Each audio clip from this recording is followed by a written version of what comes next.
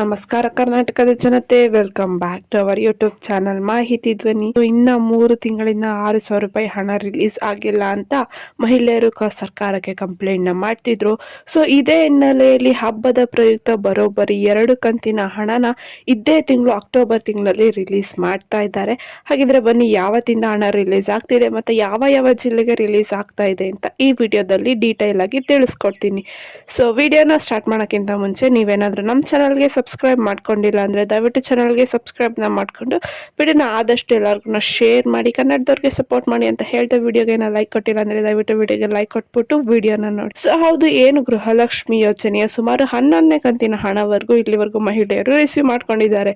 ಆದರೆ 12 ಕಂತಿನ ಹಣದಿಂದ ಇಲ್ಲಿವರೆಗೂ ಯಾರಿಗೂ ಹಣ ರಿಲೀಸ್ ಮಾಡಿಲ್ಲ. ಬರೋಬ್ಬರಿ 3 ತಿಂಗಳಿನ ಹಣ ಪೆಂಡಿಂಗ್ ಇಟ್ಕೊಂಡಿದ್ದಾರೆ. ಅಂದ್ರೆ 6,000 ರೂಪಾಯಿ ಹಣ ಮಹಿಳೆಯರ ಖಾತೆಗೆ ಬರಬೇಕು. ಸೆಪ್ಟೆಂಬರ್ ತಿಂಗಳಲ್ಲಿ ಹಾಕ್ತಿವಿ ಅಂದ್ರು, ಆದ್ರೆ ಸೆಪ್ಟೆಂಬರ್ ತಿಂಗಳಲ್ಲೂ ಕೂಡ ಹಣನ ರಿಲೀಸ್ ಮಾಡಿಲ್ಲ. ಇವಾಗ ಜುಲೈ, ಆಗಸ್ಟ್, ಸೆಪ್ಟೆಂಬರ್ 3 ತಿಂಗಳಿಂದ ಹಣನ ರಿಲೀಸ್ ಮಾಡಬೇಕಾಗಿದೆ. ಸೊ ಇದೇ ಹಿನ್ನೆಲೆಯಲ್ಲಿ ಮಹಿಳೆಯರೆಲ್ಲ ತಮ್ಮ ಆಕ್ರೋಶನ ವರ್ಗ ಹಾಕ್ತಿದ್ರು ಸರ್ಕಾರದ ಮೇಲೆ. ಸೊ ಇದೇ ಹಿನ್ನೆಲೆಯಲ್ಲಿ ಲಕ್ಷ್ಮಿ ಹೆಬ್ಬಾಳ್ಕರ್ ಅವರಂತೂ ಸ್ಪಷ್ಟನೆನ ನೀಡ್ತಾರೆ, ಏನಕ್ಕೆ ಹಣ ಲೇಟ್ ಆಯ್ತು ಅಂತ. ಸ್ವಲ್ಪ ತಾಂತ್ರಿಕ ದೋಷಗಳಿರೋದ್ರಿಂದ ಹಣನ ಅವರು ಹಾಕಕ್ಕಾಗಿರ್ಲಿಲ್ಲ ಅಂತ ಮಾಹಿತಿಗಾರರೊಂದಿಗೆ ಒಂದು ಸ್ಪಷ್ಟನೆನ ನೀಡಿದ್ರು. ಸೊ ಯಾವತ್ತು ಹಣನ ಹಾಕ್ತೀರಾ ಅಂತ ಕೇಳೋದಕ್ಕೂ ಕೂಡ ಒಂದು ಸ್ಪಷ್ಟನೆನ ನೀಡಿದ್ದಾರೆ, ಯಾವತ್ತು ಹಣ ರಿಲೀಸ್ ಮಾಡ್ತೀವಿ ಅಂತ.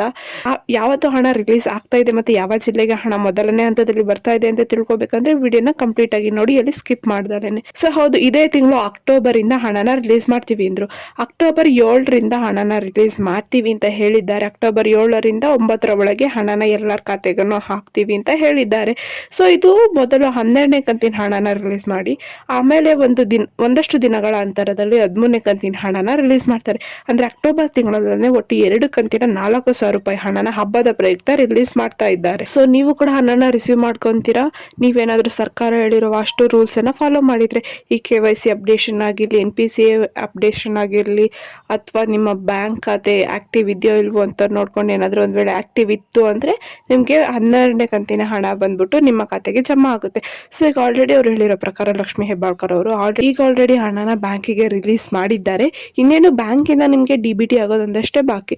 ಸೊ ನಮ್ಗೆ ಗೊತ್ತಿರೋ DBT ಆಗೋದು ಹಂತವಾಗಿ DBT ಆಗುತ್ತೆ. ಎಲ್ಲಾ ಜಿಲ್ಲೆಗೂ ಒಂದೇ ದಿನ ಹಣನ ಹಾಕಕ್ಕಾಗಲ್ಲ. ಅವರು 1.28 ಕೋಟಿ ಮಹಿಳೆಯರಿಗೆ ಅವ್ರು ಹಣ ಹಾಕ್ಬೇಕು. ಹಂತವಾಗಿ ಹಣನ ಹಾಕ್ತಾರೆ. ಸೊ ಮೊದಲನೇ ಹಂತದಲ್ಲಿ ಬರೋಬ್ಬರಿ ಇಷ್ಟು ಜಿಲ್ಲೆಗೆ ಹಣ ಬರ್ತಾ ಇದೆ.